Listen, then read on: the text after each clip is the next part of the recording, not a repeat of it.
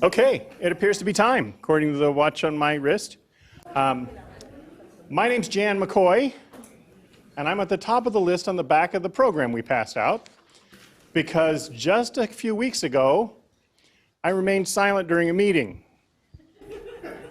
And when you do that, things happen to you. So I am now the chair of the Sora group.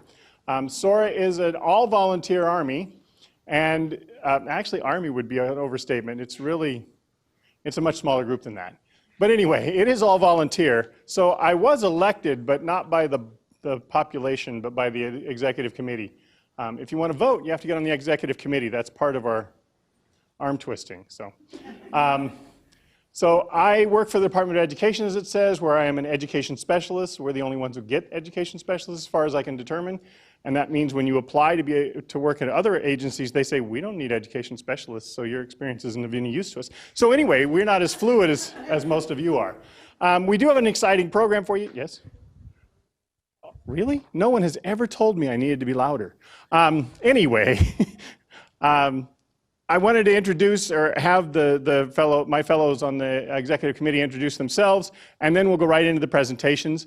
The intent will be that we'll do the first presentation and then take a bit of a break. There were some people who suggested they weren't available for the first and wanted to catch all of the second one, so it won't start before 2:30.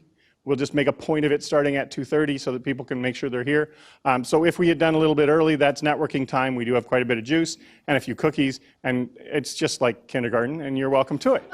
Okay? So I'm going to ask my fellows to introduce themselves. Oh, and they don't have to talk as long as I just did. Thank goodness.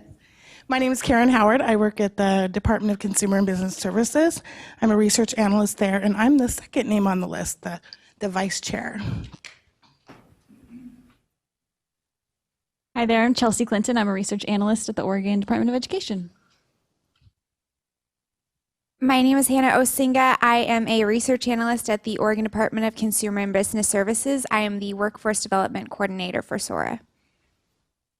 And I'm Tasha Chapman, also from DCBS, research analyst. I'm the one who thought of this crazy idea a long time ago, and I'm so glad to see my baby all grown up. Hi, I'm Felicia Bechtold. I'm an economist at the Oregon Employment Department, and I joined Sora this year. Yeah, they could have thrown the mic across the room, but it would have been ugly. I'm Jerry Curry. I work at the Oregon State Library. I'm the volunteer coordinator. So if you're interested in helping us for anything, we have some sheets, and just check the little box for volunteer. So thanks for coming. And I believe that's all of the executive committee who are present. I did want to acknowledge Tasha, because she really did get the thing off the ground. And we actually had an executive committee meeting earlier today, where we meet about once a month to plan for what's going up, how we're doing and where we're headed.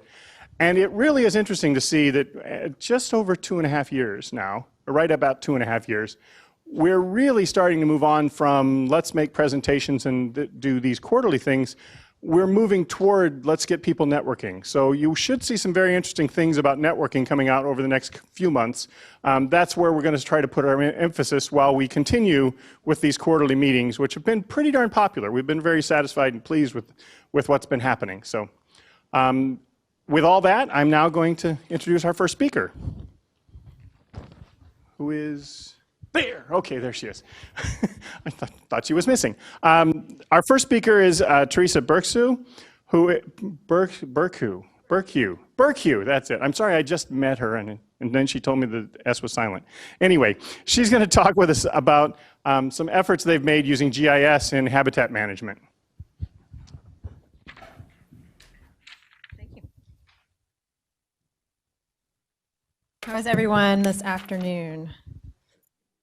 Good. Well, I don't have to hold this, right? I can just use this, I think. Down.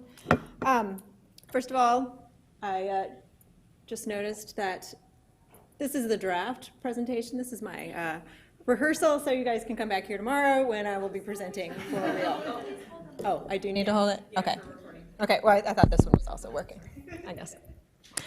So, as I'm going to be talking about some work that, well, first of all, I work with the Geospatial Enterprise Office. We're housed within the Chief Information Officer's office for the state of Oregon.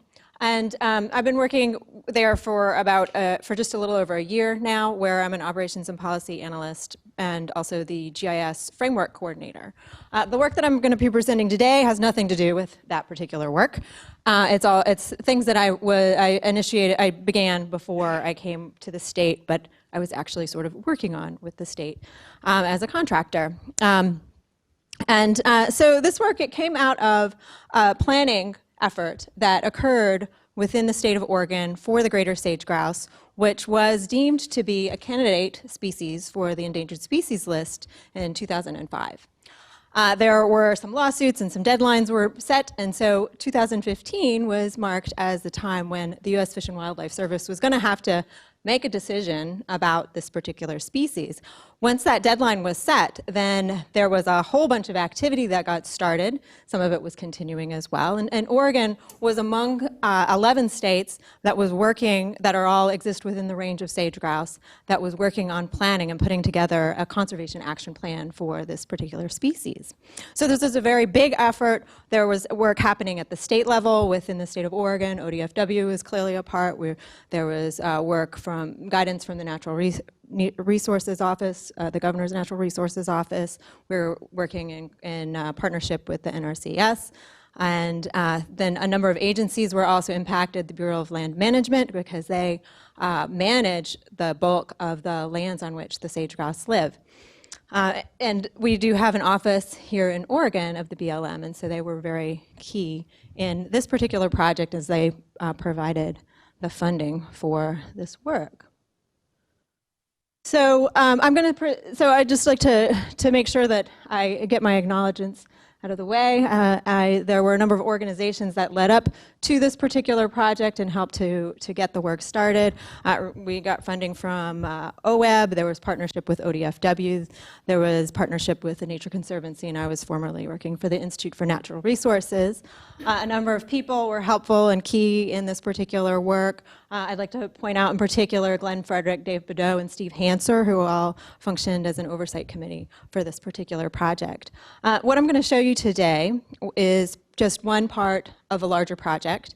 And so at times I may refer to that larger project either in terms of the data or some of the questions or things. And so if if I've left you feeling a little confused, feel free to raise a hand and say, hey, I think you lost me somewhere. I'm fine with that.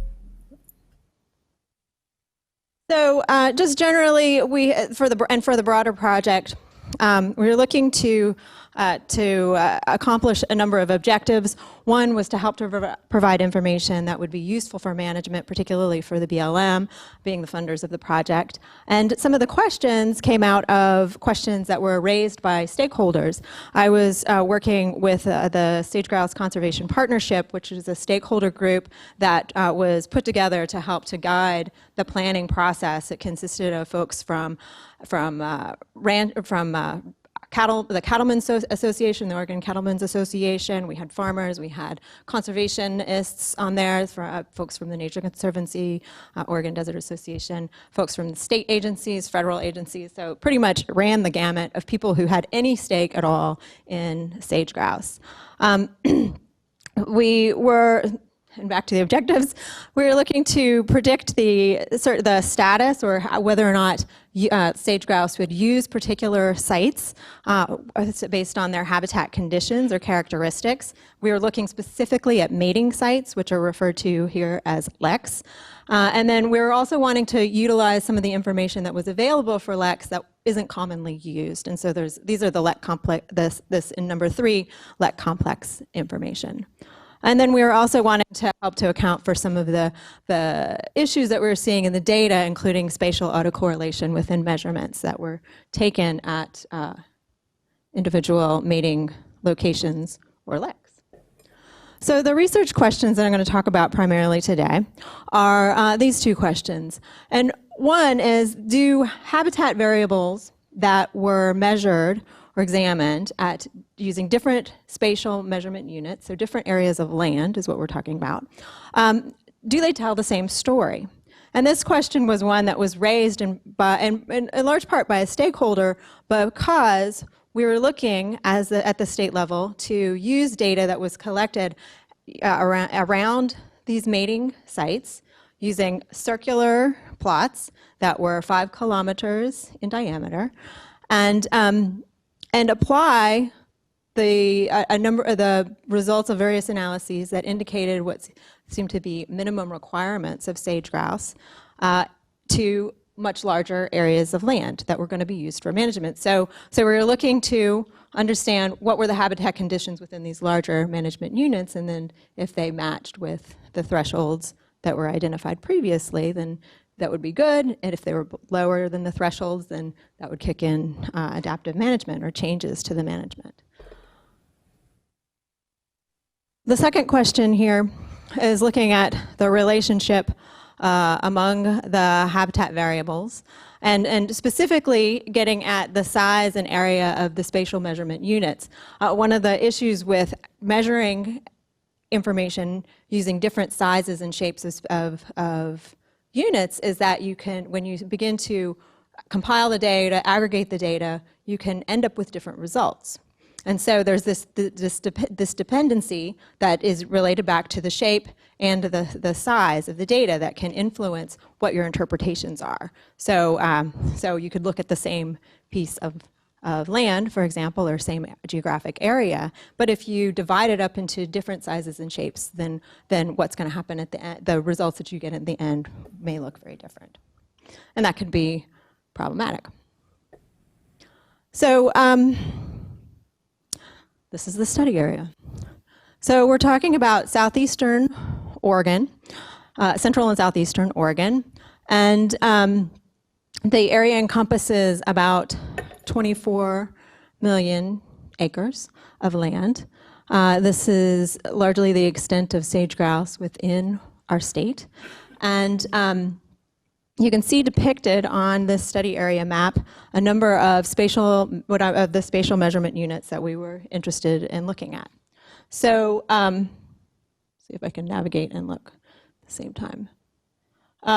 So actually, I have these drawn in here. So one of our key things were leks, those mating sites that I mentioned before. And you can see that there are a variety of different sizes of circles because I've aggregated some because they overlap in a lot of places, or they're very, very close together. So the blue circles here, or purplish circles, represent leks, or groups of leks.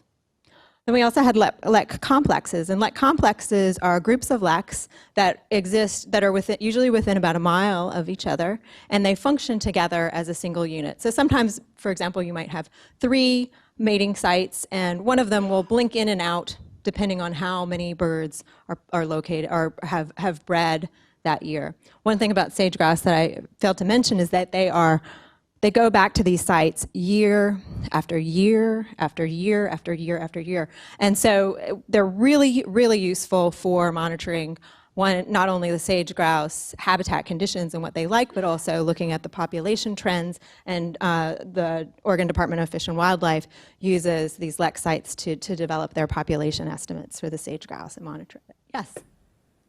Basic question, what's a ballpark figure for the total? I don't have a number at this point in time. The baseline that was identified by ODFW, which is the number that they work to keep the population above, is about 30,000 birds. And there has been some fluctuation recently around that number. So does that help? You're welcome. In addition, there are these spatial management units called priority areas for conservation. And these are these larger brownish blobs. Oh, I should use this. These larger brownish blobs. And you'll notice that there are small ones, there are larger ones, and sometimes they are composed of more than one. So for example, this particular priority area of conservation is actually composed of 3 separate blobs or regions. And this is important for which I'll get to in a second. So just a closer look, we're looking at lek data. As I mentioned, the 5-kilometer radius buffer. You can see here the colors indicate The green is a single LEC, that this just operates by itself, and then the LEC complexes are those ones that operate together. One of the things that we did with those LEC complex data is that we aggregated them using what's called a dissolve function in GIS, and so that we just took the outline essentially of all of those overlapping areas. For the PACs, the priority areas of conservation, I mentioned that some of those are made up of multiple regions. They are not overlapping like LEC complexes. And we essentially did the opposite that we did with the LEC complexes and split them all apart. So the analysis that I'll be talking about now, I mentioned that one priority area of conservation that's composed of 3 different regions. We looked at all of those different regions separately.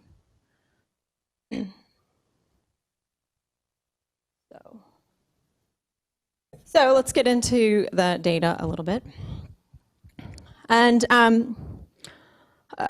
we're looking at data in a variety of different categories: land cover, we're looking at canopy cover, environmental gradients and shape. And I'll talk about these about these more here. So this list is sort of the full set of habitat and environmental variables that we looked at over the whole project. So it was quite a bit of data. Largely, so these items, sorry, coming from Landfire, these are nationally produced data sets that are produced through a partnership with several federal agencies. They are based on remote sensing primarily, but they are, particularly the existing vegetation type data, these tend to be a patchwork of data sets. So some of the information comes from the USDA. So there are things like the agriculture information. A lot of that comes from agricultural data that's produced. Whereas some of the more natural vegetation types, those are mapped strictly using remotely sensed data, so satellite data. And these are 30-meter spatial resolution data. The data sets or variables that I'll be focusing on for this particular talk are these that are highlighted: agriculture, development, meadows, mountain sagebrush, other woodlands, pasture, Wyoming sagebrush, and then an aggregate of all sagebrush species together. Then I was also looking at the area of our spatial measurement units. As I mentioned, that area is of course related to shape in many ways, but we were looking at that, and also the shape. As I mentioned, you can characterize or quantify shape in a variety of different ways, and so there are a number of metrics that were developed through landscape ecology that are referred to as fragmentation metrics. And this set of metrics are useful for looking at a variety of things. In this particular case, I was trying to quantify the shape of all of the regions of interest, particularly for those PACs that were of a variety of different shapes. And so we can characterize those using this related circumscribing circle index. And so it looks at, it's basically this ratio of the area of your particular region, which is the AIJ, and then the smallest circle that you could draw around that. So if you have a long linear region, then the circle might be much larger than something that's compact but has the same area. So we can use this to help to control for the area and the shape. So all of our habitat measurements, those variables, they were summarized within the spatial measurement units. So those LECs, dissolved LECs, and then my PACs, or the multi-part PACs, as I call them. We used a variety of means to look at those. Among the statistical methods that I applied, I used k-means clustering. I'll go into that more later, but I was looking to group area and shape, or the RCCI data together to figure out to identify which ones were more similar. I was also using the Kruskal-Wallis rank sum test. This is a test that looks at differences among groups. It's a non-parametric analog for one-way ANOVA, and it relies on ranking your data in order to run the analysis. And then finally, I used ordinary least squares. I was using a multiple regression version of it. And this, of course, is looking to minimize residuals. It's a pretty common regression method. And I was using this to, well, I'll talk about that. So I'm going to jump right into the results. So here's the first question. Do these habitat conditions measured at the different spatial measurement unit levels tell the same story?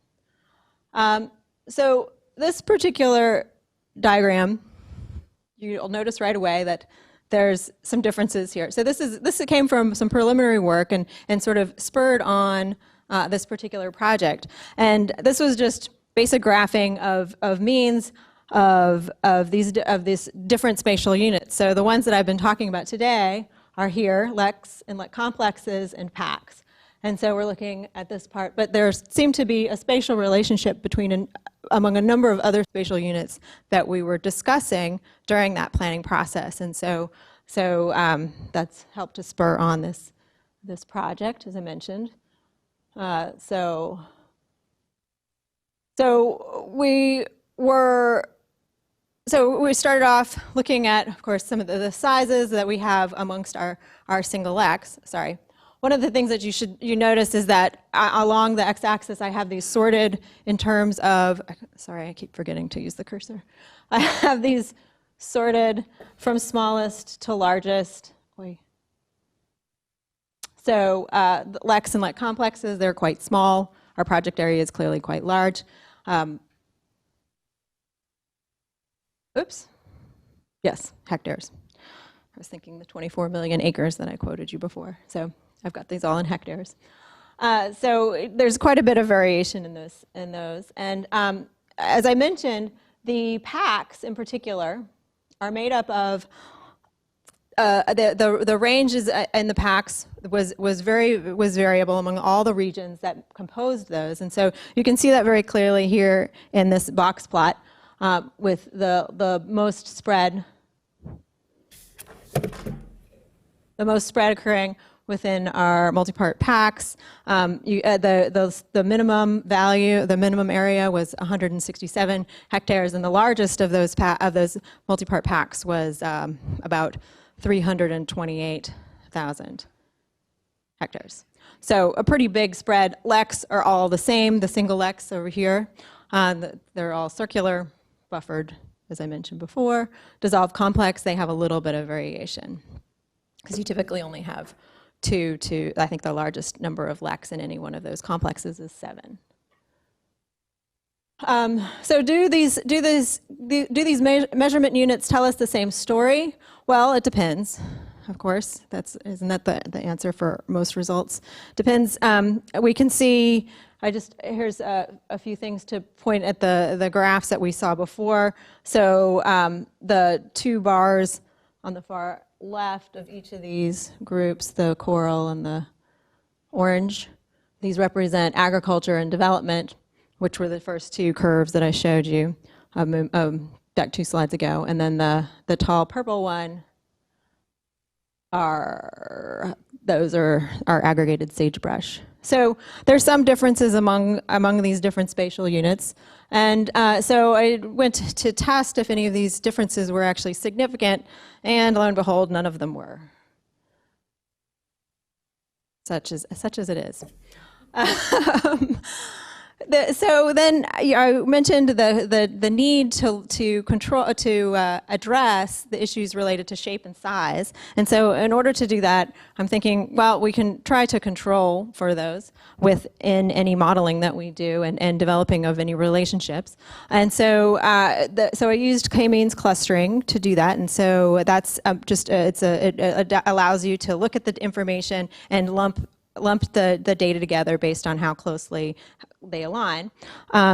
We were able to do that with both the RCCI, that related circumscribing circle index for shape and area, and then these clusters were combined to create area shape groups. I had intended that I would be able to run a particular analysis that would use 9 groups because I had 3 groups of RCCI and 3 groups of area, but lo and behold, I ended up with 8 groups.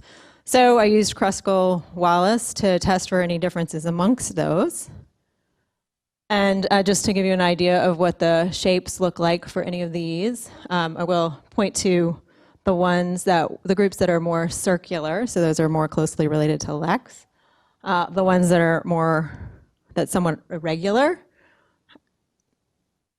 and then the very irregularly shaped spatial management units, or spatial measurement units. So, then I tried to, we regraphed those, and as I mentioned, we performed Kruskal-Wallis to see if what we were seeing within this sort of thing made any sense and if there were any differences. And lo and behold, there were several variables that showed differences. So what we found, so one of the conclusions that we can take away with this, of course, is that it depends on what how different, the stories, if they are, how different they are depends upon the variable. Of course, that makes sense. So I think it's notable that there were significant differences for the human activity variables, agriculture, development, and pasture. And this is important when thinking about conservation and management. And then, but we didn't see a significant difference in the variables that we would deem as being important for sage grouse in terms of providing food and forage and that kind of thing, which would be the sagebrush types. So then looking at the second question, can we use size and area to predict habitat conditions at different scales? So to look at this, to relate habitat to area and shape, I used the ordinary least squares model, as I mentioned. Here's what the general model looked like. I performed this for each of the variables of interest, or that came out as significant within across those area shape groups. And I was looking at area, the independent variables, as you can see there, by the x1, x2, x3. So x3 represents an interaction between area and shape. And once again, very little significance. But perhaps this is good news. Part because these results suggest that habitat measurements are stable across our different land areas. So this could be really good and could assuage some of the stakeholders' concerns that the data that we had collected is actually applicable to the units at which we're managing. Why? Well, one of the reasons that we did not come up, and I should say why were none of the models significant. We looked at only the smallest units. So you remember this little chart, and I started getting ahead of myself and pointing to the area of the curve that we're interested in. So here we're looking. These curves represent crop is the pinkish color, and pasture or development is the brownish color. And excuse me. And so we see there doesn't seem to be a lot going on within those smaller units. And we can think about this further, and one of the things that, one of the most important data sets that's used to develop those boundaries, those priority areas for conservation, are the LAC sites themselves. So, that makes sense. But this could also be fake news if we don't look further at the data. You know, there are limitations to this this particular project, as I'm sure some people have probably identified limitations that I haven't. But you know, amongst these are the ones I could think of. So, you know, the area and shape may not be significant, may not really work for predicting the environmental conditions. And yeah, if we look at the correlations, the one-to-one correlations of area and shape, or area or the interactive term with any of my variables like agriculture or sagebrush, the correlations were all very weak. And in other parts of the project, we were looking at that wider variety of variables. Some of them came from different sources that had qualities about them that could be construed as more well. They were different sources, and so they had different strengths and weaknesses than the data that we were using. So one of the weaknesses, and so we could look at some of these other variables where we found a stronger relationship with habitat for sage grouse, and predicting, if, for example, predicting where they are likely to occupy. Whoops. One of the, something else. There was a relatively small sample of measurement units. As I worked through the data, it became apparent that we needed to lop off some pieces. So I confined the spatial measurement units strictly to the multiple part packs because there was so much overlap with the LEX and dissolved LEX. We were also not ultimately interested in or felt that we could adequately utilize data from units that were smaller than the LEX themselves. So anything that was smaller than about 7,900 hectares, we omitted as well. But we also, in confining ourselves to that portion of the data, we also didn't have really big units represented. So in that other graph where we had larger spatial units that may have some relationship, they weren't represented within our data. So if we expanded that out, then that might help us better understand any scaling relationships. And also, ultimately, the grouping of the area shapes, it didn't really pan out very well for us, except for helping with variable selection. And then one last limitation, I was mentioning source data, and so some of the source data had its own sets of issues, and those can play out in our habitat measurements, of course. So in the future, I would like to further refine the data that I used for input. I would like, so either looking at those other variables, as I mentioned, and addressing some of the weaknesses of some of those input data sets. I'd like to revisit the shape analysis and the area clusters, and perhaps work with that data, figure out a better way of clustering those information and using them perhaps more interactively. I've mentioned the broader range of variables as well as the broader range of measurement units. And perhaps one of the things that I could do, instead of relying on this wide variety of spatial measurement units, I could control those either using specifically circular plots or specifically square plots, and just vary shape or area one at a time. So with that, I hope you're all awake. And I'll take any questions.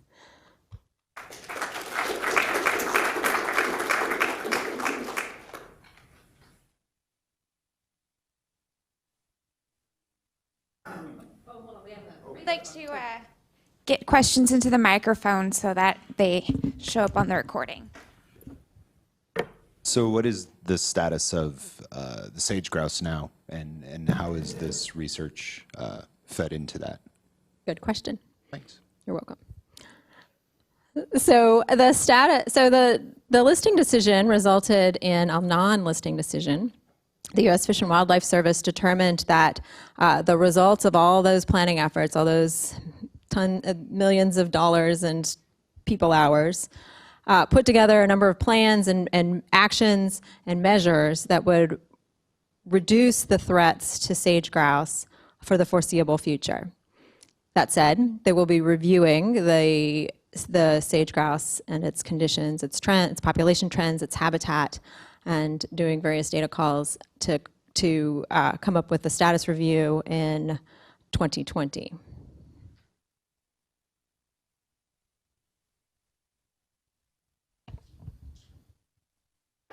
Can you talk a little bit more about the office or the division that you work for, and how other divisions might work with you?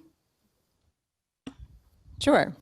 So I work with the Geospatial Enterprise Office, and our mission is to increase coordination of geospatial data development, maintenance, and use across the state.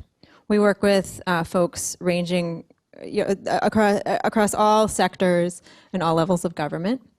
Our sort of active implementation program, or one of the areas of our active implementation, is the framework program that I coordinate.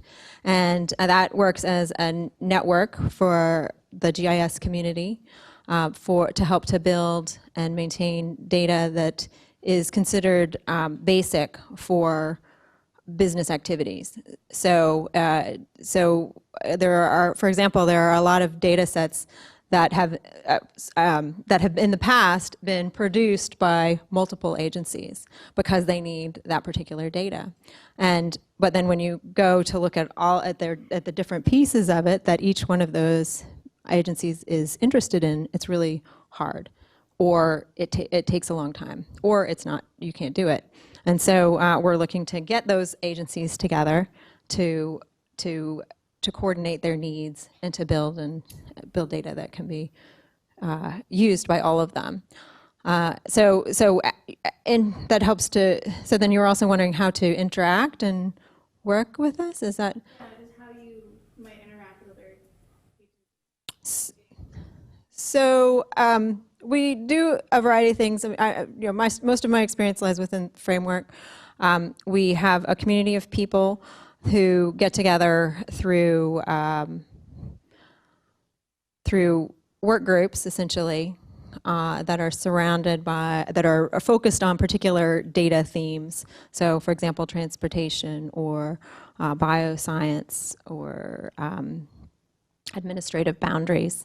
And so those people will get together a few times a year to talk about data needs, data gaps, progress that they're making on any particular sets of data, and then we also have what are called framework forums, where it'll pull from the greater community. We have a funding program also that we are getting ready to open up, in which the object is to develop data, as I mentioned, development, stewardship, coordination. And so that's another opportunity to engage. We also have, you can visit us, I should have put this up, our website is gis.oregon.gov, and there you can link to the community. You can also link to data, which is largely, a lot of our data is hosted for Framework and is hosted through the Oregon Spatial Data Library, which comes out of Oregon State University and the Oregon Explorer program. But then there are also links to other data from that site as well. Does that help? Okay.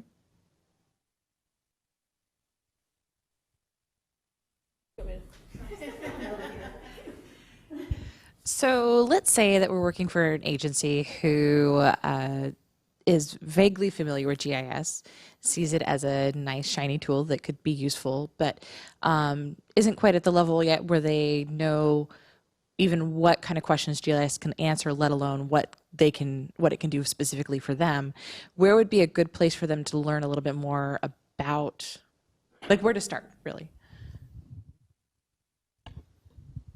So, well, one place would be, we have an email list called GIS_info that provides an email network, and there are often questions that will come across there of somebody asking how to do this or that. There are also a number of announcements for trainings that come along with that. At the state level, we have a contract with S3, which is out of California, and provides ArcGIS and ArcGIS Online.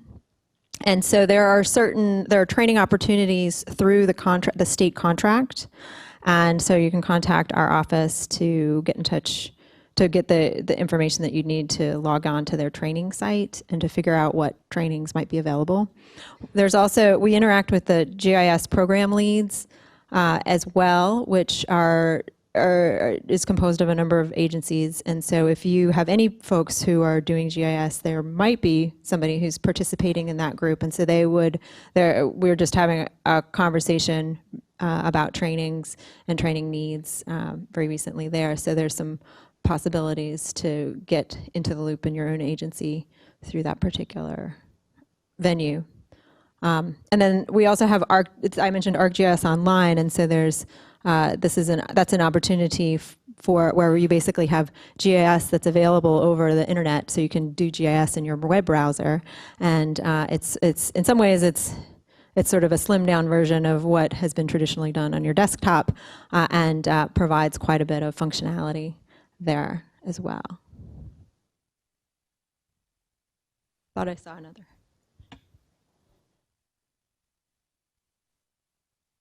I think you said your smallest units were a 5-kilometer radius. Mm-hmm. So how did you establish that? And what's the range of a sage grouse? So the 5-kilometer radius area is one that's driven by a variety of studies that have been completed on sage grouse, and so typically, I believe the range for those lek sites is from about 3 kilometers to about 8 kilometers. In the literature, it varies a little depending on sites and general geography. And then, what was the second part of your question was? How far does a sage grouse travel typically in? That's a good question. Yeah, generally they don't travel that far. So I think I think generally it's around like 18 miles from a mating site. One of the reasons for that particular area definition is that nests are located around the mating site. So the males, they get together and they strut around on these sites that sort of look like this, and they just sort of like poke their chests out and strut around and attract females, and then they'll mate, and then the females will go off and nest, and then so usually it's the males that are traveling. Occasionally you'll have females. Typically 18 miles. There have been some that have gone much further than that, but those are sort of outliers.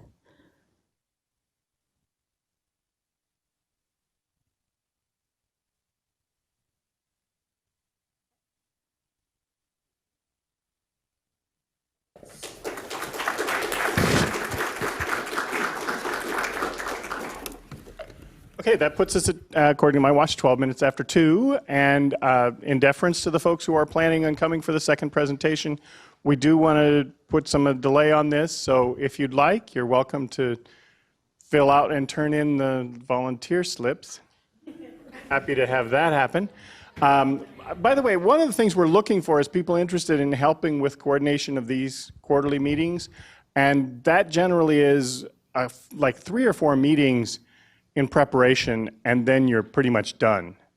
So we're not asking for a lifelong commitment, although you're welcome to that as well, if you would prefer, because it really looks so good on your LinkedIn website.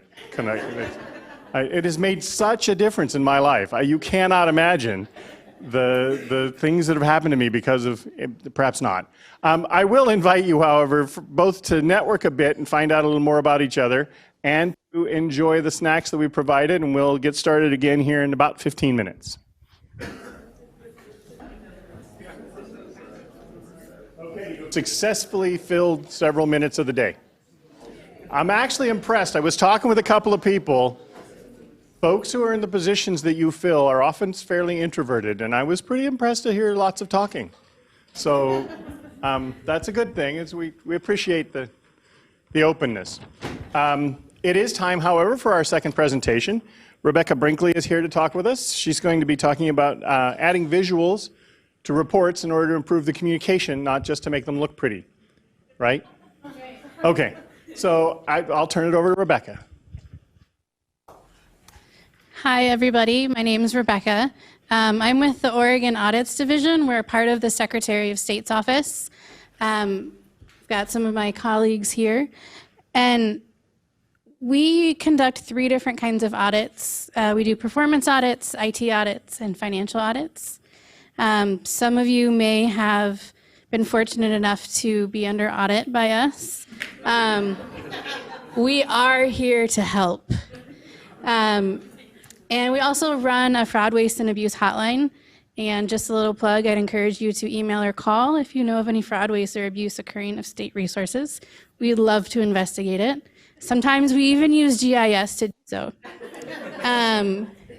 So I'm here today because I'm passionate about research, also passionate about auditing, because I'm a huge nerd.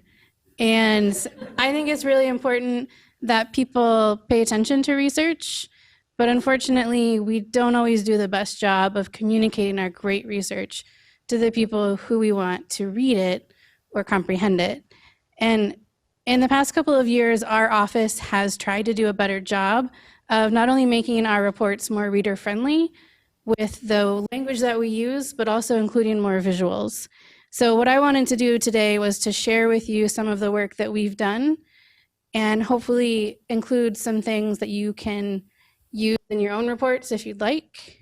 My contact information is at the end. Feel free to ask questions throughout the presentation, and I'd be happy to help afterwards if you would like to try to do any of the things that I'm going to show and you get stuck, or if you'd like to share with me the work that you've done, that'd be great. I'd also like to say that I'm heavily influenced by a couple of evaluators who do data visualization. Stephanie Evergreen, you may have heard of. I think she's done some work in the state. Also Anne Emery, Michael Quinn Patton, and Kylie Hutchinson. I have some links to Stephanie Evergreen's blog and some examples of her graphs at the end, but I can also provide you with information for their websites. And I think Stephanie, Anne, and Kylie are all on Twitter, if you happen to be on Twitter. Also, the examples in the slides are from public audit reports released from 2014 to 2016. And I have links to those as well. And I can send the PDF through the email list so that if you'd like to get it, you can. And I think that's it. If I can get this right. So today I'm going to do a quick exercise with you. Then I'm going to tell you what is the point of the presentation and data visualization and visuals and all that. I'm going to go over types of visuals to include and then some tips to spice up your graph life. So first of all, I want everyone to close your eyes. And I'm going to say a word. And I want you to think about the first thing that pops into your head, okay? All right, dog. Go ahead and open your eyes. So in your mind's eye, did you see this? Something like this, a picture of a dog, an image? Go ahead and raise your hand if you did. Okay. So some of you may have seen something more like this, the text of the word dog. If you did, go ahead and raise your hand. A couple of you. Or maybe you thought about your favorite movie as a kid, that book that made you cry. Maybe you thought of a cat because you don't like dogs. Or that you want to start a dog walking business because this is just getting really complicated. So what's the point in including visuals in reports? Well, that's why I'm here to tell you. Most people are actually visual thinkers. So those of you who saw an image probably tend to think in pictures, at least part of the time. Those of you who saw a text probably tend to think in text at least part of the time. Only about 25% of people think exclusively in words, which is a good reason to include visuals in reports. And if you're interested in learning a little bit more about where those statistics come from, there's a link below. So also, our brains are image processors, not word processors. We actually process visuals about 60,000 times faster than text. And our world is not only becoming increasingly digital, but it's becoming increasingly visual. How many of you are on Instagram? How many of you know what Instagram is? All right, it's a picture sharing website. It also links to other social media. And Snapchat is another social picture sharing. I tried it once, it's not for me. But these kinds of things are just becoming more popular. And there's some other interesting stats there for you. So including visuals isn't just about including pretty pictures. It actually decreases the time it takes for someone to learn something. It improves their comprehension and understanding of what you're trying to say. It enhances retrieval, and it increases retention. So if you take a look at this image, you may have seen something like it before. It shows how much sugar is in a drink. You can look at it really easily and tell, which drinks have the most sugar. And the water, by the way, that's a crease in the bag. There's no sugar in there. And this is the kind of thing that kind of sticks with you. You may not remember how many grams of the percentage or anything like that, but you'll remember water has no sugar, and Mountain Dew and an extra large Maverick, or whatever that is, has a lot of sugar. And this is a quote that I like here on the bottom. By retrieving a visual cue presented on the pages of a book or in the slides of a lecture presentation, a learner is able to accurately retrieve the content associated with the visual. I'm a pretty visual thinker. And so when I see a picture or an image in a report, even if it's not necessarily a graph, I know that I'm able to more easily retrieve the information that was associated with that picture. So now that I've told you the point of including visuals, I'm going to tell you about some of the visuals that we've been including in our audit reports. And one of the easiest ones to include and one of the most powerful is actually photographs. So something that we've been doing is during the first 2 phases of our audit work, which we call scoping and field work, is we've been taking photos of things that we see during audit. So in the middle there's a dry creek bed in Central Oregon that was taken by some of our staff during an audit of the Water Resources Department. And then here you've got the exterior of an apartment building from a recent audit of the Oregon Housing and Community Services Division. And then on the far side, a recent audit of ODFW looking at a rotting fish screen, which, as I understand it, because it's in such shape, the fish can get through. I'm getting a nod, that's correct. And then in the upper corner here, it's an old photo that we received from the Oregon Department of Agriculture that we included in a recent report. And then on the other corner, we have a picture of a couple of patients from the Oregon State Hospital that we used in a report a couple of years ago. And we worked with someone at the hospital who worked with patients to obtain their permission to use their photo in a public report.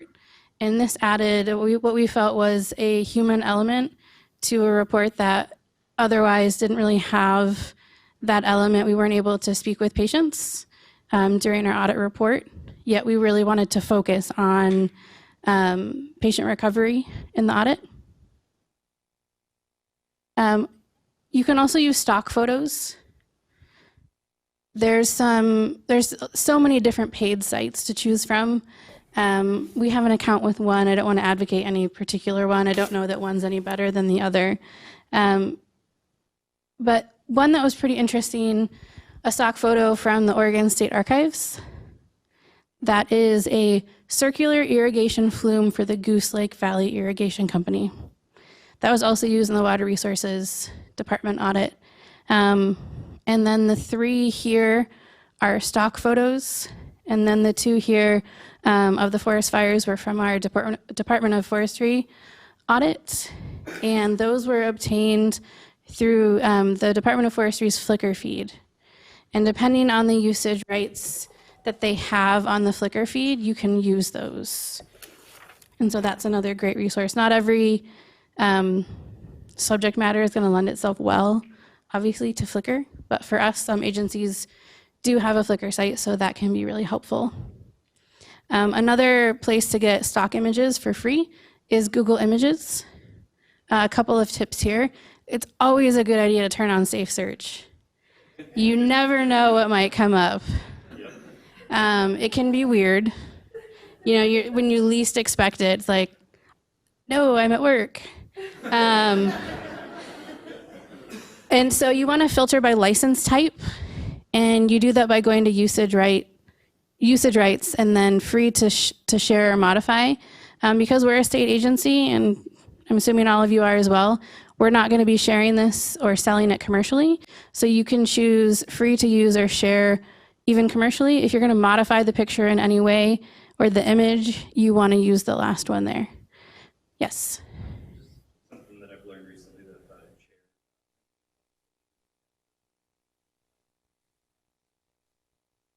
share. Yeah. Yeah, and then even with some of the paid stock photo sites, you do need to give them credit.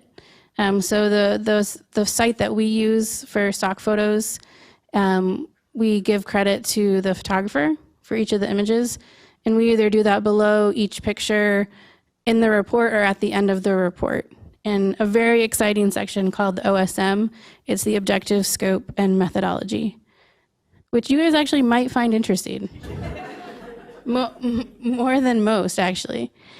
So maps is another element that we use. As we saw from the last presentation, maps are hugely informative. It's much easier to show somebody where something is happening than to try to, describe that in text. So in the upper corner here, it's kind of hard to see. I apologize. Some of these are screenshots from digital reports, so the images aren't of the best quality. But here, this showed the unemployment rate by county from 2007 to 2009, and the percent unemployed, red being the highest. Like trying to see there, it's very blurry. So you can see the change in years, and that's something that as a reader you can kind of look at and get. You don't have to read an entire page of text about each of the counties and what happened in each of the counties and each of the years. From our recent Department of Agriculture report here, food safety inspectors located throughout Oregon, you can see where they are. Again, instead of telling people where they are. And then here, this has to do with the standard enterprise zones from our recent Business Oregon audit. And then water resources, the different water management regions.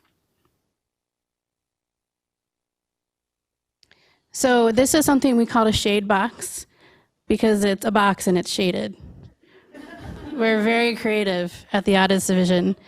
But what it does is it differentiates a large amount of text, and it kind of signals to the reader that there's going to be a change in tone.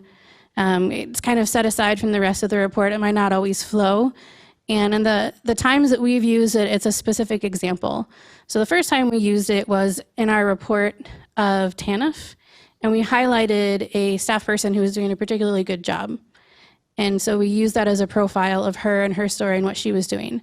And here, then the water resources team, they used it, again, as like a highlighting an example, having to do with water rates. Smart art, love it or hate it, can actually be a useful tool, especially if you're showing relationships or process. You'll notice a lot of blue in the Audits Division. We have kind of a standard template that we use. We like to use blue in our reports. And so in the upper corner here, the recent Oregon Youth Authority audit. So it's looking at the number of youth that moved through the juvenile justice system in 2014, starting with about 13,500 total youth referred, 37% female, which is what the audit focused on. And then it kind of just flows through what happened to the number of those youth. And then in the water resources, looking at water right holders, if I can say that. And then in the ODFW audit, looking at successful performance management practices. So all the different elements that lead to successful performance management. Don't forget about other graphics. Sometimes, especially if you're describing the water cycle, it's easier to use a graphic than it is to, again, describe it in narrative. And this one I liked because it kind of brought me back to elementary school, where you're learning about how rain works and what clouds actually are. So I want to talk a little bit about using color. I know you can't really see the text on up here, but that's intentional. It's okay. In the Western world, in the US, we're taught that red is bad, green is good, and yellow means warning, slow down, something might not be right. So this is from our audit looking at DHS. They did a big survey of a bunch of staff. And these were, I think, benchmarks of where they thought, you know, things are bad, things are good, and things are kind of in the middle here. So you can really quickly see, okay, where does your eye take you? Your eye takes you to here. These things don't look great. I have sufficient resources to do my job well. These ones up here, green, I know what the mission, vision, and goals of DHS are. And then some of the yellows, I'm sorry, these indicate the different divisions within DHS. So you can use color in tables, which can be kind of hard to read, to draw the reader's attention to what you want them to look to. Timelines. How many of you ever use a timeline? They can be good to communicate a large amount of information in a small amount of space, and it can also indicate critical milestones. There's a lot of different ways to do timelines. There's an example on the next page too. In the middle one here, we were trying to get the point across that, hey, we've done a lot of audits that have said the same thing. Here they all are, and here are some links. And then the one all the way on the left, just a really simple one, looking at the state hospital and then the different facilities that had opened and closed. And then over here, just a simple but with a lot of information timeline looking at the different changes that occurred over a couple of years. And then this one I particularly like. This was on the left side of the page on 2 pages.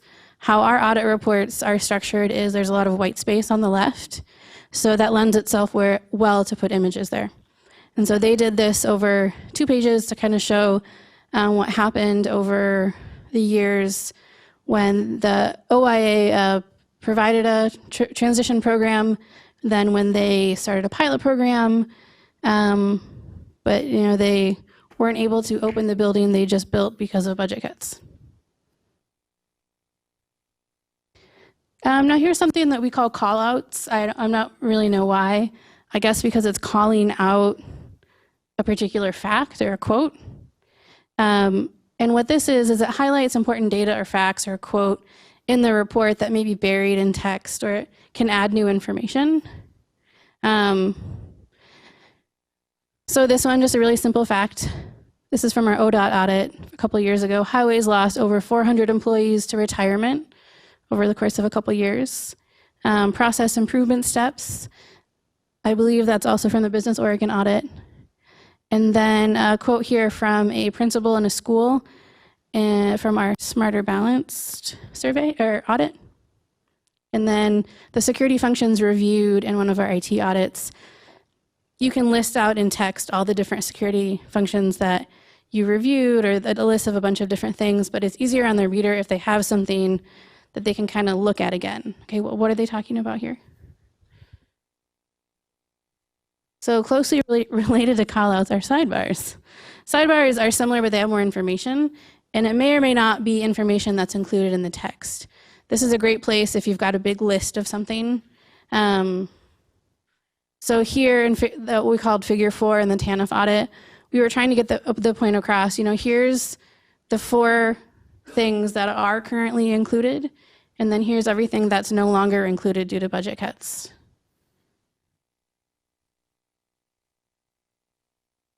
So next I want to talk about icons. You might be familiar with them. If you have a smartphone, you look at it, there's a lot of icons. They can be used in an audit report or a research report to visually communicate an idea, organize information for the reader throughout the report. You can actually use them in graphs instead of a title or instead of a marker at the bottom, you know, with what we would say, I'm losing my train of thought. you can use them in graphs. They're great. You can also use them in smart arts, and they give visual cues to guide the reader. So here, the audit team used a couple of icons to kind of guide the reader through some subsections. So for too few county staff, they use an icon to indicate a staff person, a computer for data entry requirements, a cluster of people for separation of duties. I'm sorry, I don't know how many of you are in the audience that these are your reports. I don't know if any of them. So here's kind of a little how-to, how to insert an icon into smart art. I was going to do a demonstration, but I'm not going to do it. I can't really use a mouse. I don't know how to right-click with that. But you basically you would follow the directions here. You can do it with an icon or a photo. And that's what I did here for this one. This is just a simple smart art graphic, and then I inserted the icons, and then at the beginning of a section, and then I also used the icons for each subsection that followed to kind of guide the reader about what are we talking about here. Also, we understand that not everyone is going to read every word of our report. If they're only interested in one thing, it can help guide their eye to what they want to look at. So now I want to talk a little bit about graphs. One thing that's really easy to do is to use active language in your titles. Don't make them guess. Sometimes it can be really hard to look at graphs and try to understand what's happening, but if you just tell the reader what's going on, it makes it a lot easier for them. So for here, instead of saying, shifts for registered nurses, 2010 to 2014, we were letting you know that that mandated shifts significantly declined. Another thing to do is to just simplify. Delete your grid lines and delete your legend if you can. And when you delete your legend, you can directly label your data points, which is one of my favorite things to do. And there's some instructions here. How many of you have ever done this before? Probably about half of you. You can label every data point. You can label a couple of them. So you can have the title of what the lines mean, and then have the values as well. Another way to make your graphs a little more reader friendly is to use shading or colors or dotted lines. How many of you have done this before? Okay, good number too. So this is a made-up graph with made-up numbers. But just imagining that an agency lost a lot of key staff in 2014, and the result of that was that the percent of inspections they were able to complete on time significantly decreased. So that's the whole point of this graph. So we're making it easier on our reader by actually turning that part of the line a different color. Red, because as we know in America and Western culture, red is bad. Another thing you can do is adjust the weight of the line if you want it thicker or thinner. You can add some dashes, which is covered up by the theme colors there, especially if you're projecting out into the future, can indicate to your reader that this is a guess. It's an educated guess. So here is a bunch of states. And what we're trying to say in this graph is Oregon is tied for the second highest number of FDA contract inspectors. So instead of presenting our reader with several different colors of bars and just telling them that, what we're actually doing is indicating to the reader, the only one that we really want you to care about is Oregon, because that's what we're talking about here. So you can have all the bars one color, and then the one you want them to pay attention to a different color. So I don't know if this is controversial. It might be. I would say avoid dual axes graphs. There's usually always a more simple way to present the information. using a dual axis is really confusing for most readers. And if you directly label and really try to think about what you're trying to present to the reader, what you want them to understand, you're going to be able to transition to a single axis graph. And there's more information on that. Stephen Few, he makes a pretty good argument for, are they ever the best solution? Does anyone think I'm crazy and love dual axes? No one? The Economist does? Wonder if they're just trying to confuse people. I don't know. You meant the magazine. Yeah, okay. I was like, wait, which Economist? So as I mentioned in the beginning, I'm pretty heavily influenced by Stephanie Evergreen. So I wanted to give a shout out to some of her really interesting graphs that she features on her blog. In each of her blogs, she gives you a how-to. So a how-to, step-by-step, how did I do this? And what's great is she does this all in Excel, so you don't need a special program to do any of this. So kind of going beyond the typical bar graph, here's a couple that I thought were really interesting.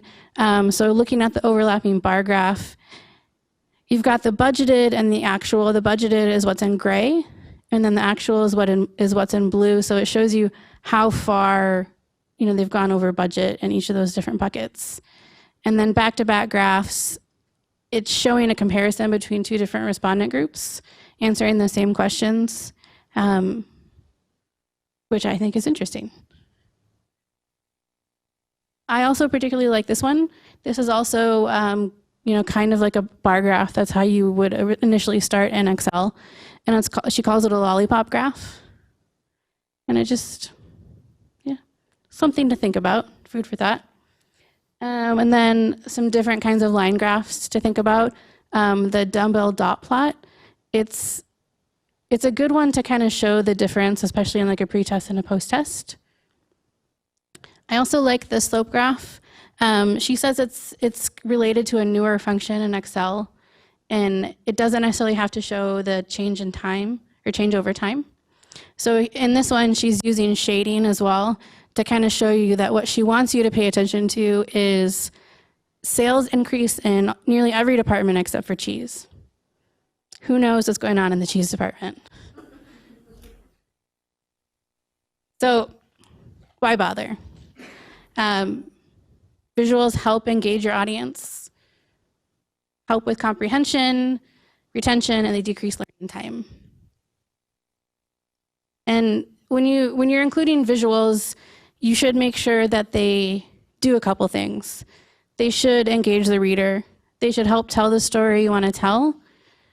They should convey meaning, and they should reinforce and clarify ideas. If they don't do one of those things, you probably shouldn't have it in there. You don't want to just clutter up your report with a bunch of visuals that don't add anything. And a couple of words of caution. We say pictures are worth 1,000 words, and how you present information and visuals can impact how your research is interpreted or misinterpreted. And like I said, careful not to overdo it. Too many elements can add clutter or complication. And this is from Stephanie Evergreen's report layout checklist, which I think is a really great resource. And then also make sure to give proper credit for photos and images that you use. We all want to be credited with our work. And here are a lot of resources that you may find useful. And I've got different links to sites for icons and photos, graphs, Stephen Few, Stephanie Evergreen. I can also include Kylie Hutchinson and Anne Emery. And then in even smaller text, here's all the audits that I referenced. And I would encourage you to read our audits. Hopefully you'll find them useful. Any questions? Comments? Yes. Let me bring the microphone over to you so we can capture this in the recording. The bar graph that stood out to me was, it seemed like it was raw numbers, and then the states, it was for FDA inspectors. And the states are hugely different in size, California and Florida compared to Oregon. Anyway, I just wanted to make that point. Right, and what's particularly interesting about that is Oregon is still tied for second. Right, is that, we've got these other states with, much larger population than we do, and yet we're still tied for second, so.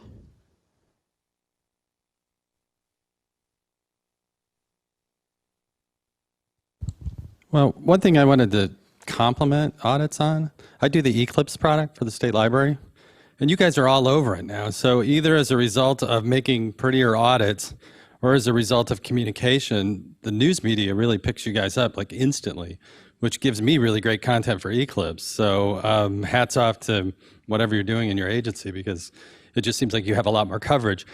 And then the flip of that is I had an audits person say, some of the stuff we put in Eclipse, you guys get ideas about who to audit. So my apologies if I hang one of your agencies out to dry. The circle of life. So nice job. Yeah, I think in like 2014, I don't remember when Gary Blackmer started as our director. I don't know, Ian, do you remember? 2010. Well, anyways, around 2014, we started to realize that our audits were not necessarily unreadable, but they weren't very interesting to read unless you were maybe being audited.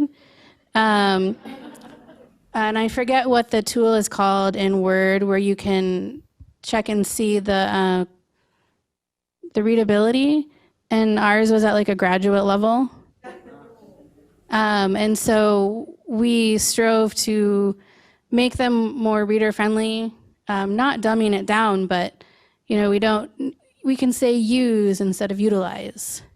Just make it a little bit more interesting to read, use more plain language, tell people what we mean, not making them guess, not taking a paragraph or a page to beat around the bush about a point, but just say it in a header. Hey, here's what we're going to talk about, and then talk about it. And then we also started playing around with the idea of including visuals, different aspects that we could. I know I pushed really heavily for that, especially for photos, especially the Oregon State Hospital report. That was one of the first ones that had a lot of visuals in it. It also has a poem in it. The first and probably the only audit that has a poem in it, but I would encourage you to read it because it's actually a really good poem. Yeah, and as we move forward, we're just trying to do more. We can't improve government if nobody's paying attention, and that's what we try to do.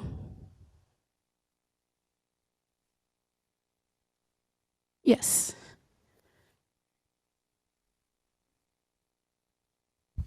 I know one of the problems, well, maybe issues I've been working with lately is making a lot of our documentation accessible to screen readers and those sorts of things. And adding visuals can make that more complicated. And I was wondering if you had any advice to how to make it visually appealing and also still be accessible for, screen readers, people who might be blind or hearing impaired that are trying to access these documents. I don't have a lot of advice on that. The only thing that I would say is be careful with colors. You want to make sure that everything prints well in black and white. So before you publish something, you should print it in black and white to see what it looks like. That's why I liked the graph that Stephanie did with the shading because it is in black and white, so it's going to print well. Colors are really nice, but not everybody can see them. That's unfortunately the only thing that I can really offer. But it's a great question. I will offer that for Word, you can have alternate text for any image or graphic, and that's read aloud by a screen reader if it's an appropriately designed screen reader. So if they're just having, if they're having their computer just read it aloud for what they see, that's not going to work. But most designed screen readers will find that alternate text and read it aloud. So that actually has some advantage. I am not vision impaired, but I am reading impaired. And I have the computer read everything aloud to me, and it's very often that you find there are things in there that you didn't even realize that by having the computer read the document aloud. So I personally find what you're describing is really valuable, even though it's not something that would be prescribed for me or even made available to me otherwise. So I did want to get back to Jerry. Somebody did say when Jerry talked about his Eclipse, what's Eclipse? So we might want to get that information out too, because it's a really useful feature that State Library provides. So. Yeah. Yeah, I mean, as auditors, we find Eclipse hugely helpful. We don't have time, I don't have time to read the newspaper cover to cover every day, but I want to keep on top of current events and what people are thinking about, what people are talking about. So scanning the headlines is really helpful. Oh, and I was also going to say, when it comes to readability for our audits, one of the techniques we've been trying to do is read out loud. So you can really catch really clunky, complex sentences if you literally sit in a room with your team, if you have a team, and read out loud. It's cumbersome, but it makes for a better audit report or research report.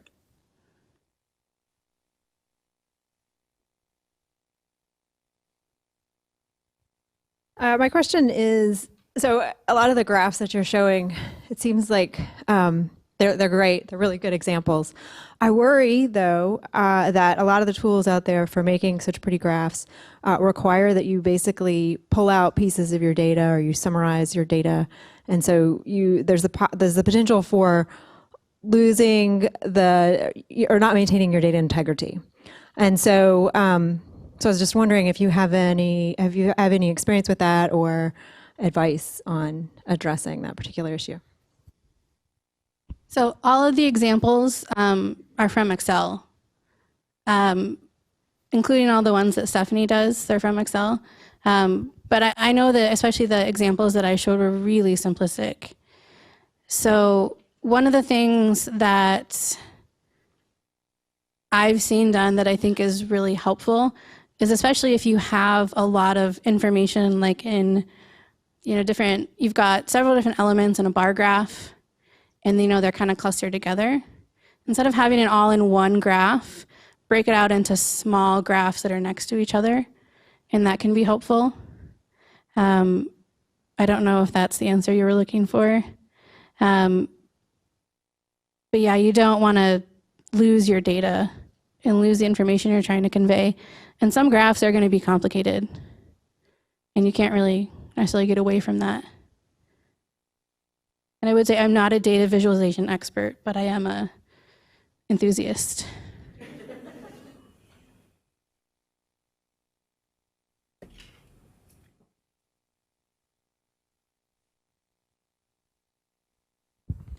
Yeah, I just want to comment on colors and black and white. One thing I noticed was sometimes when things are put in colors and then they're converted to black and white, they don't have the intuitiveness of the colors, because a lot of times you want to have, when you do things black and white, the higher is darker in the color, and anyway, so that's just something to watch out for, and the less is lighter color. But sometimes if it's a color graph and it goes to black and white, it doesn't maintain that integrity.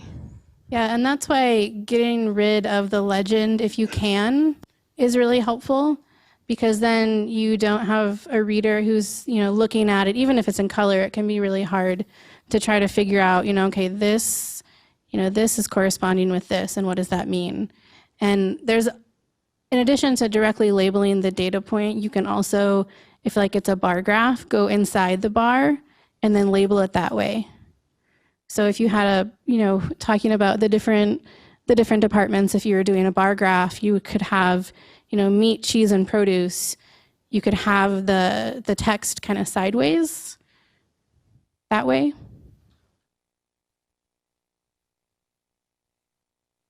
More questions?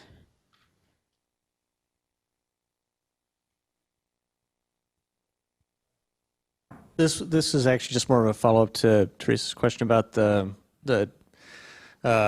maintaining your data connection effectively. And older versions of Excel are kind of clunky when it comes to connecting to online databases. But I think with Office 2013, 2016, Microsoft added an OData connection and a couple more. They basically tried to bulk up Excel's ability to connect to online data sources. And so using, for instance, with Office 2013, they do have this Power Query add-in that is already installed into it.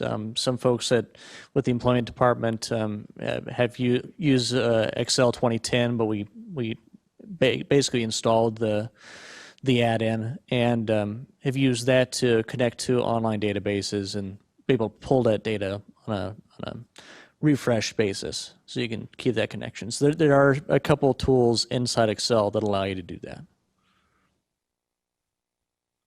Is that helpful? Okay. Anyone else?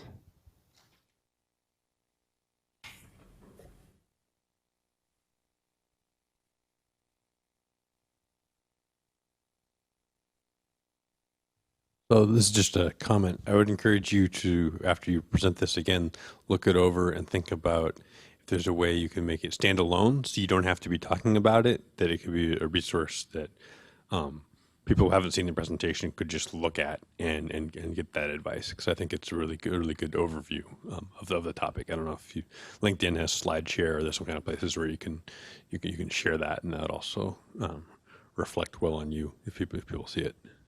Yeah, I do have an internal document that we call a design guide for the audits division. I could create something like that. And I'm on LinkedIn. I didn't include it on here, but you're welcome to connect with me on LinkedIn. Just if you send me a request, just don't do the generic, I'd like to connect with you, because I won't know who you are, probably. So tell me that this is how we met. Yeah.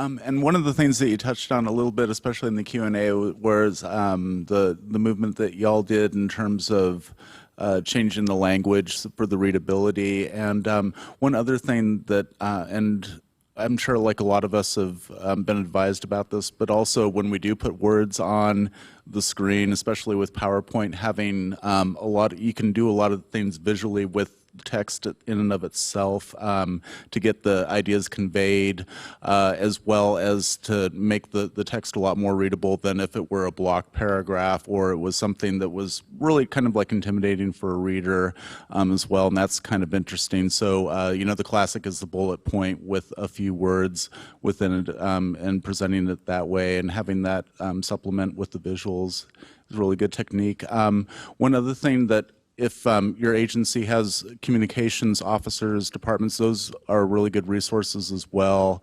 I've benefited a lot over the years reaching out to our comms people and learning a lot of new things, but these resources are excellent, and really thank you for the presentation on that. Yeah, I hope it was helpful. I know when I first started learning about data visualization, maybe 5 or 6 years ago, I thought it was really exciting. Like I said, I'm not an expert, but I hope that I can help a little bit. And yeah, like I said, I'm here to answer any questions. If you want to shoot me an email or give me a call, happy to help you with anything visually. I just have a quick follow-up. Yeah. Sorry.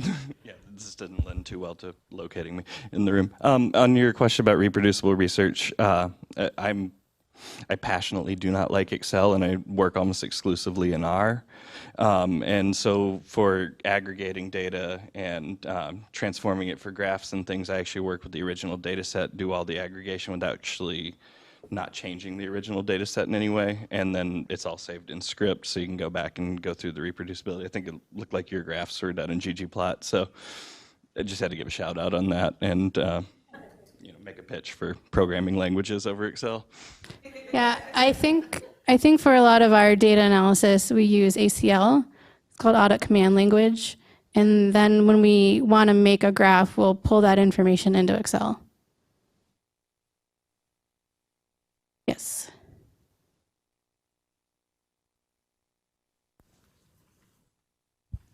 So I've wrestled with the readability, and I used to write it around they'll give you I guess a grade. Mhm. It was always like around 16, and quite a few editors then said, well, the state has to be writing at an 8th grade level for public-facing documents, and that's mainly what I do.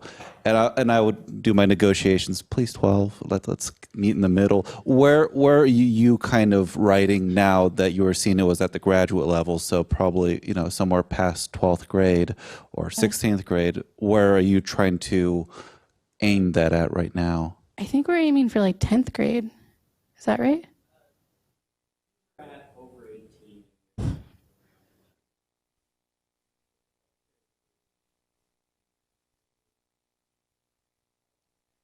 Oh. But we do try to make it as low as possible. Yeah, I mean, I can imagine, especially with really technical information, getting it down to an 8th grade level would be really challenging. Yes, it is. I have editors that ADA compliant, 14 font, this, and so quite a few things that I used to do, I couldn't do anymore. Like I used to paste a picture as an enhanced meta file, but then that doesn't translate into ADA compliance into PDFs, and so you start thinking of all these things you have to do to be ADA compliant. And right now, they're trying to crack down on quite a few public-facing documents from the state that aren't. In like pictures? Yes. Well, yes, lots of different types of pictures. When we put it online, we don't put it in Word format so people can edit it. We put it in PDFs. And when you save a PDF, you have the specific ADA compliance. I forgot what the language is. But then it messes up some pictures if it was pasted into Word in a certain way. So there's quite a few little things that you have to think about when you're trying to make it more accessible to other people. That's a really good point.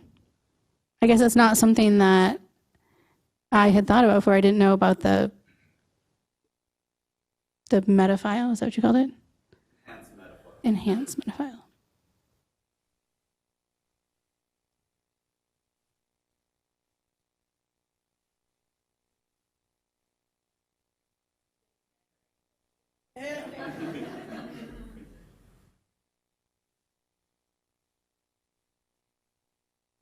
I'm sure some other people know about this, but I was curious about what was behind those grade levels. And for the ones I looked at, it's a formula based on the average length of the words and the average length of the sentences.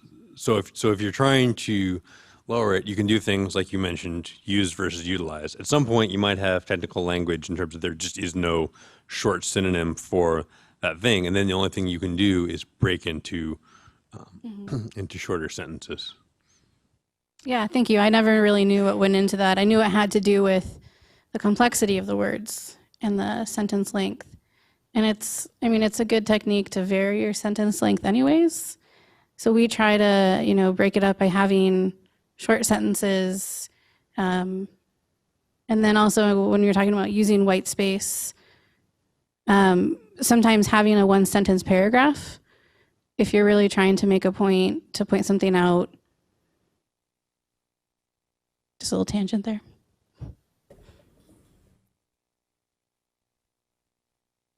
All right, anything else? Yeah, we'll get back Eclipse. to Eclipse. We'll get to Eclipse. Come on down, Jerry. Well, first we'll offer thanks.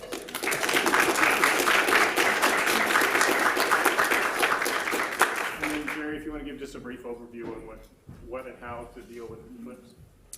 Yeah, the State Library for a number of years has been doing a clipping service where we basically go through Oregon news sources and put it out. We recently have switched that over to a MailChimp delivery. You get an email from MailChimp, and then it links to a blog, an Eclipse blog. Anybody can subscribe, so if you work with local government people, it used to be just you had to be a State Library registered user to get it. Now it's open to anybody. But if you just visit statelibraryeclipse.wordpress.com, there's a subscription button right in the middle. We'll be happy to keep you informed. During legislative session, we might have editions that are, 70, 80, 90 stories, and then it kind of gets a little bit thinner during interim. So things are hot right now. So spread the word. We have about 1,600 subscribers. Thank you, Jerry. Thank you all for coming today. It was a beautiful afternoon when I was last out there, and you could have been wandering the streets with nobody knowing, and you chose to come here. I appreciate that. This is a nice facility too. We've used this a few times, and it really is a very pleasant place to do this sort of presentation.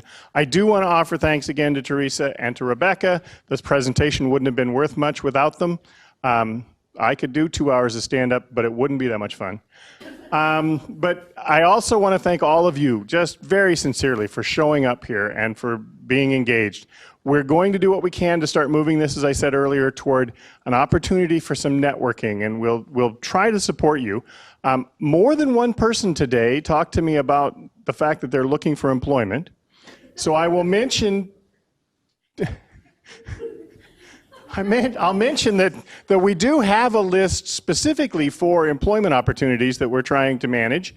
The requirement there is that you subscribe in order to get the announcements, but beyond that, someone has to post those announcements as well. So if you've got openings in your unit or agency that you think might be of interest to people who are in this sort of position, please don't hesitate to let us know about them. If you don't know how to post them, we can get that taken care of for you. But we really do want to take advantage of the opportunity to get this out to people who are interested and dedicated in this effort. Because if they weren't, why would you come to something like this? Come on. Go home and talk to your spouse or significant other about this, and they'll explain to you why it wasn't that interesting. Anyway, I really had a great time. This was really worth it, and I do appreciate your coming. So don't hesitate to grab a cookie on the way out, a little bit of networking, and we'll see you again soon.